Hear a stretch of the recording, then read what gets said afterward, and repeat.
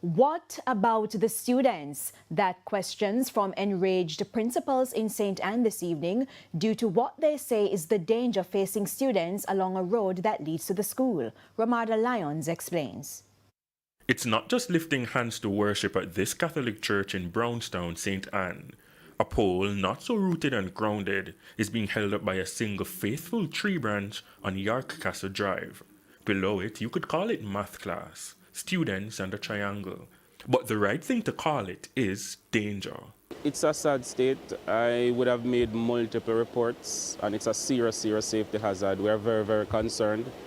The wires are hanging. Over 50 buses pass that particular road every morning and evening. Principals of Brownstown and the York Castle High Schools, respectively.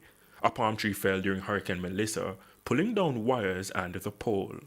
The branch was erected during cleanup, but surely that cannot be the long-term solution. 3 large schools in the parish, not only in Brownstown, but in the parish, and to have these poles with dangling wires in the school zone, it's a serious safety risk.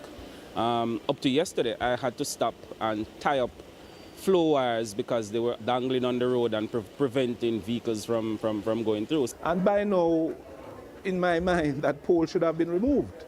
I mean, York Castle High has 1,350 students. Brownstown High, as far as I know, about 1,400. Then there's a primary school next door with over 1,000 and more. Students in droves after school, vehicles of all sizes between said students and the branch, worry and frustration rising. We're hoping that the authorities will see it as priority. We do not want it to be a case where it is the unfortunate happens where it does fall on a student, and then that is when we're going to have the authorities running in and trying to solve the problems. TVJ News understands that some larger school buses aren't able to navigate the roadway, creating yet another transportation dilemma when they take longer routes. I'm calling on the utility companies. From what I can see, it's both power and telecommunications. So they need to do something about it now before we have an accident. Every day the lines get lower. People have to be holding it for vehicles to pass. I would have made multiple social media posts. I would have tagged the JPS and Flow. I would have sent them direct messages. I would have sent photographs to persons who I know work at both companies.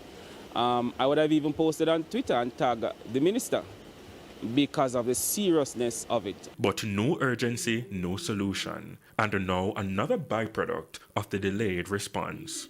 The fact that a vendor is here, it means that students will be there, students will be purchasing, you are going to have students lingering there, and as I said, that's a recipe for disaster. Ramada Lyons, TVJ News.